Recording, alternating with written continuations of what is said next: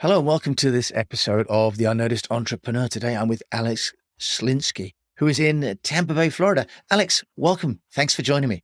Thank you so much for having me, Jim. It's been awesome to be here. Well, look, you have had open heart surgery. You run a 7-figure mastermind. You're an expert at helping entrepreneurs to get noticed, and you do so with some really interesting and unique ways. So I'm really excited to hear from you today, Alex. Tell us, how do you help entrepreneurs to get noticed and why? Yeah, I love that question. I love the idea of this entire podcast. There's such a sea of entrepreneurs and marketers out there that feel like they're just getting slammed over by everyone else because they're just getting lost consistently. And how do I step out of it? How do I become more unique and more original? One of the things we were talking about prior to this recording was the idea of stepping into your own greatness by not trying to copy other people, but by being unique. One of the main elements of what we do in Prospecting on Demand, the mastermind, is come up with an IP, right? So anytime I do a speaking engagement at an event, normally what my IP is called the one call close. We call it the $1 million one call close method. And a lot of people know me because of that specific piece, Jim. So they ask me, hey, will you come to my mastermind or my event to talk about the one call close? We have someone that works with medical spas and she helps them generate leads and prospects. But you've probably heard that before 10,000 times for any sort of business. I help roofers get more projects. I get more dentist clients. I get more people for the chiropractors. How do you step out? Well, what she offers is the GLOW method, a 4-step process to getting 60 prepaid patients in 90 days. And then she does TikTok reels that are very funny and very unique that allow her to stand out rather than being the banal standard like everyone else. And that's really the way that we help people stand out, creating unique, interesting content, also building out your own intellectual property to separate yourselves from other people versus throwing stones at them and saying they're not doing as good. Yeah, you've raised a lot of different issues there, Alex, as well, about just the depth of competition that there is now for entrepreneurs, especially in the service business. So in your mastermind, for example, just tell us, how does that work for an entrepreneur? Because as you rightly say, discovering your greatness is part of the journey, isn't it, to standing out? But how does the mastermind help someone to identify really what their core offering is going to be? Love that. The first thing that we do is try to avoid the talk or concern about market saturation. We all live in a bubble. So I think people that listen to this podcast think that every person on the planet understands what a marketing agency does and that there's, you're outnumbered so significantly and your competition's crushing you, where really the numbers are so drastically in your favor. If you run let's say a med spa agency, for example, you might be one agency to, 2,000 med spas. The reality is most agencies cannot manage more than 50 clients maximum. And that's the large majority. If you multiply that number to the amount of med spas there really is no competition. Hundreds of thousands of agencies can thrive because of the millions of med spas that there are. And then that goes down by down for every niche. So that's the first thing we do. Try to avoid that concern, because the fear mindset based on, I'm worried about what my competition is doing, is how people stay unoriginal. It really is the great irony of it all, because focusing so much on the competition, you end up trying to copy them, and all you end up doing is just becoming exactly like them in every way. So that's number one. Number two, in terms of how we specifically do it in the mastermind, is we help them develop their own IP based off of a 4 to 5 step process. Because what we found in sales is when you overcomplicate things, a confused buyer does not buy. So what we want to do is simplify it to a 3 to 5 step process with a very specific promise of what we can accomplish. A standard marketing agency will say we offer leads or we offer clients. What our clients will say is we promise 20 guaranteed patients in 30 days or your money back. So we have a very specific framework called the Irresistible Offer that is 7 specific steps to help you build this IP and stand out from the crowd. And then how you actually promote that in a unique way, usually through advertisement, and also specifically stating, this is how we're different than everyone else. Not withholding yourself from saying how we're different, but actually utilizing that as a marketing angle. Okay, so you mentioned 7 steps. Is it fair to try and squeeze in what those 7 are? Yeah, absolutely. I'm more than happy to do so. I'll break these down for you pretty simply. Here they are. Number 1 is the pain. So what are the problems that your avatar is dealing with? Number two is the solution or ascension promise. So what is the offer that you're going to provide for this pain or problem? What is the outcome? And this is where a lot of people get lost in the agency space. They'll be like, well, we're going to do Facebook ads for you. We're going to do 5 posts a day.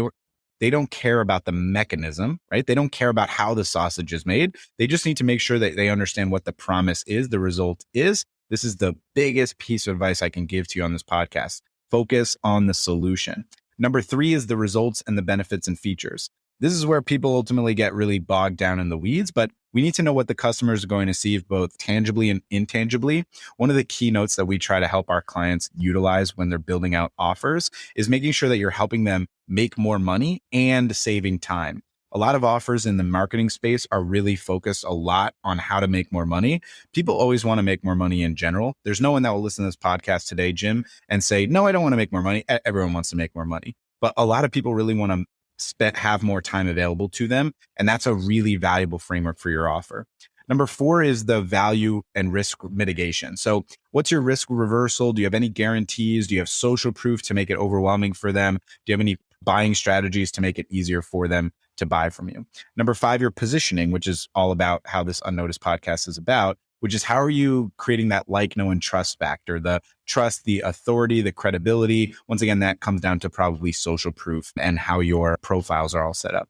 Number 6 is the sales strategy. So how you are generating your leads, your prospects, your opportunities, your audience targeting, how you're price anchoring, and then if you have any urgency or scarcity. So if you have any reason for them to buy from you immediately, or if you only work with a certain amount of people, or if you have exclusivity. And then lastly, of any irresistible offer in the 7th step is going to be objection handling. What are the most common objections that you receive, and how can you handle them before they bring it up? If you're capable of handling objections prior to your prospect bringing them up, it increases your authority significantly to the point that they already think, well, Jim knows everything that I'm going to ask already. I might as well work with them. So those are the 7 steps.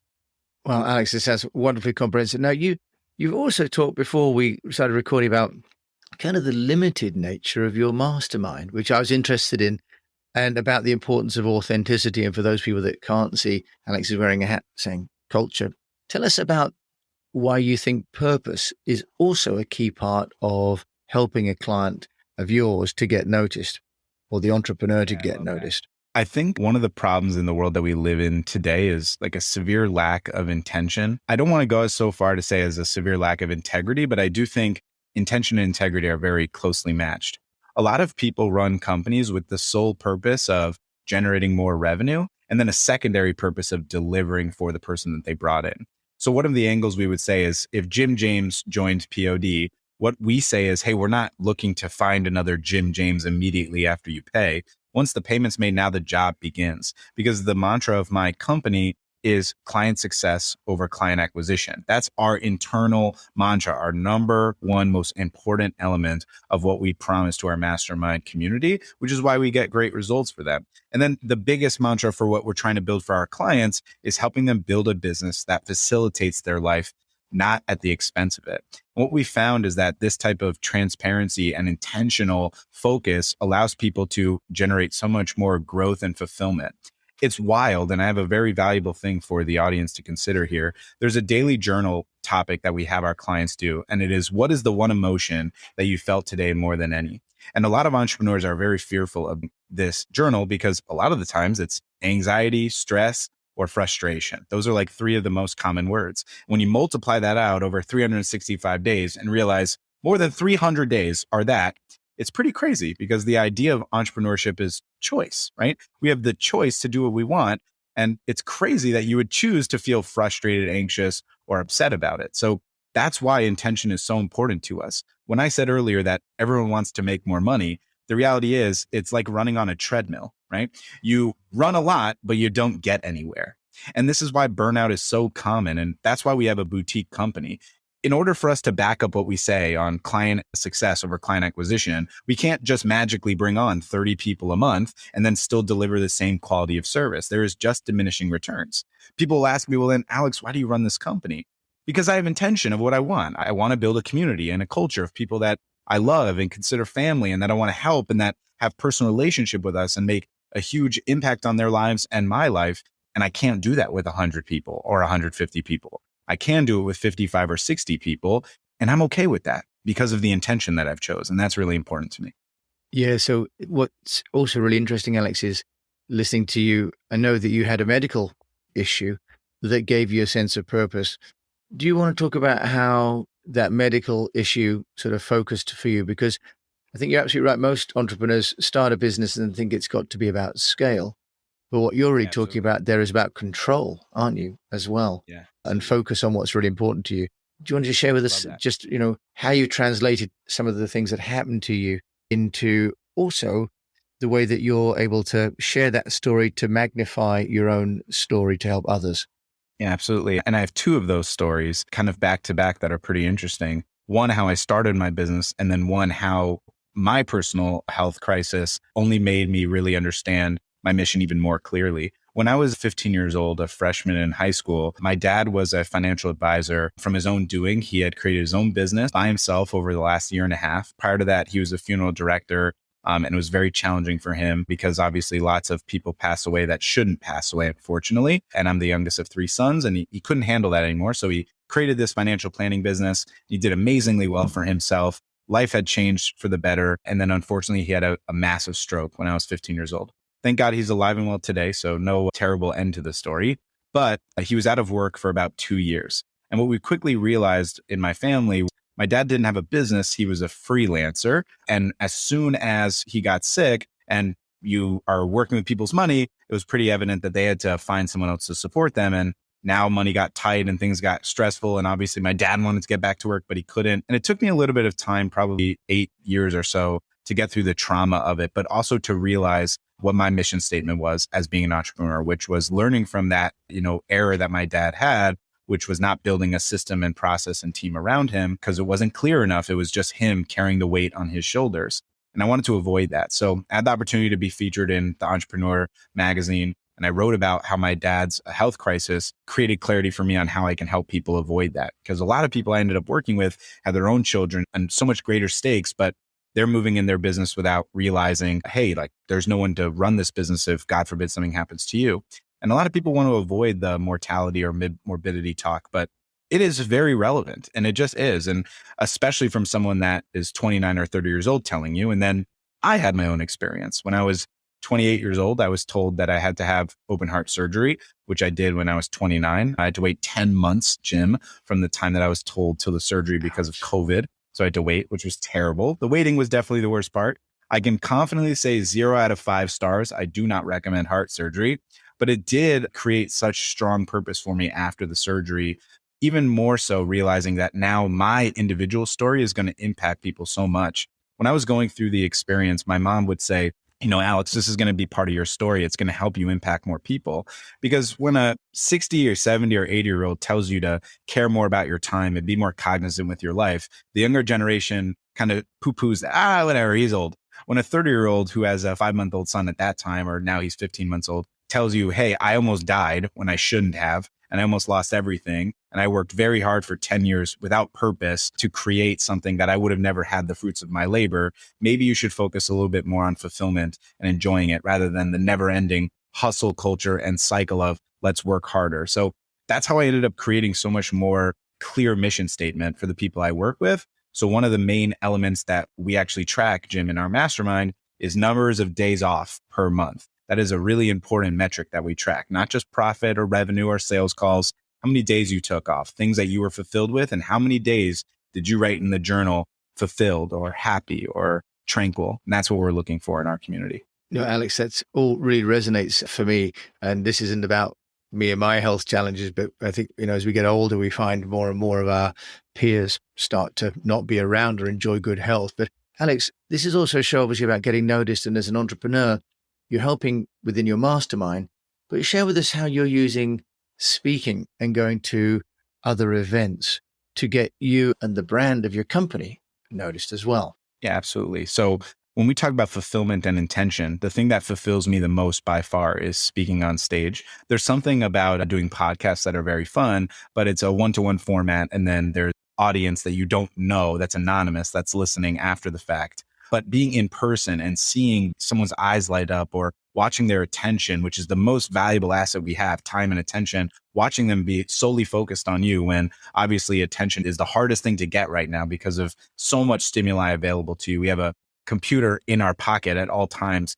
with literally infinite amount of material that you can watch. So the idea of capturing and keeping attention, not just to be noticed, but to continually be noticed is so important to me. And the way that I do it is I work with different companies that help me get positioned on podcasts like this and also stage speaking. Because anytime that you do any opportunity where you put yourself out there, what ends up happening is you don't know who the anonymous listener is that finds it interesting, that emails you back, that says, hey, I want you on this podcast. I want you coming to this event. In the next month, I'm speaking at 4 separate events. My event in Chicago, then Columbia University, the Ivy League College in New York City. Later this month, digital marketer event in Austin, Texas, and then Boise, Idaho, speaking at an event for copywriters. All of these have come from either initial outreach or them seeing me at other events, podcasts, or group speaking. If you can get yourself out there and avoid being afraid of what happens if I say something stupid or bad, it gets lost into the ether. No one remembers. There's so much information out there. It's totally okay. But if you can capture just insight from one person and value to one person, that one person might have a connection that changes your entire life. So I'm a big believer of that. Yeah. And you were talking about the different kind of topics you're talking about as well. So do you want to share with us, you've got your authentic story, but actually it doesn't sound as though you're talking that much about prospecting on demand, for example, to Columbia University graduate students, are you? So share with us how you feel like sharing the message as an entrepreneur and then how that's impacting the business. Yeah, I love that. What I've found is a lot of people try to pigeonhole themselves into the content that they can provide, but then it puts you into a position of saying you're either a master of all or a master of none and a jack of all trades, right? Like either one of those. I think there's a balance that you can find.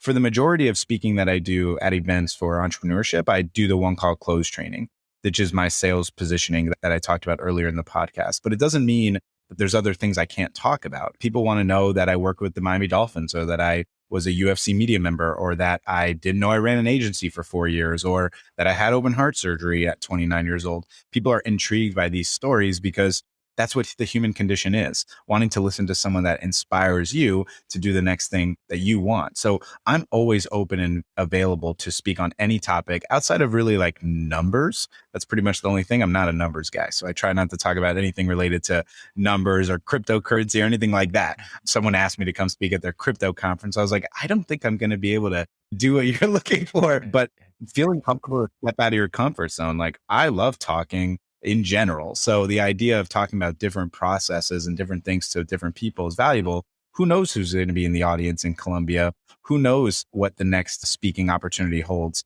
I believe greatly in the idea of when opportunity comes knocking, you bust down the door. So if I'm going to get a chance to speak at Columbia, I'm going to do it. That's really interesting that you've raised this issue of being diverse in what you talk about, because there is this sort of current of thinking that you become the subject matter expert on something very niche. And then you're really just repeating kind of what you said last time. And with the internet, people have often seen or heard it before, haven't you? So you've got to innovate. Is there would you say there's an underlying theme across all those talks you're giving, Alex? Is there an underlining sort of unifying Alex Schlinksy brand message?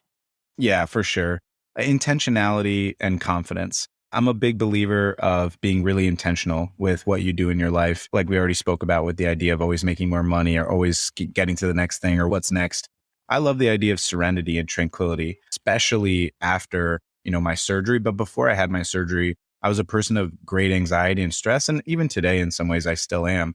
But the reality is some people don't understand that. Some listeners right now are like, yep, I totally understand anxiety and stress. And other people don't deal with that. They don't have that type of personality shifts. When you deal with that, it ends up creating such a weird sense of how life could be and creates such an fair feeling of I'm not good enough, or I'm not capable of, I'm not doing enough, or I should have done this, or I should have been there, or I'm going to compete against someone else.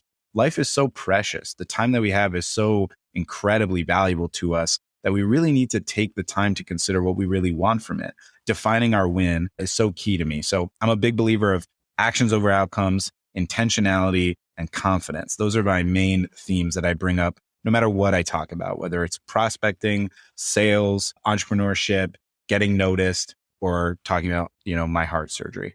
Actually, and they're wonderfully positive messages. And love your earlier point about there are so many clients out there.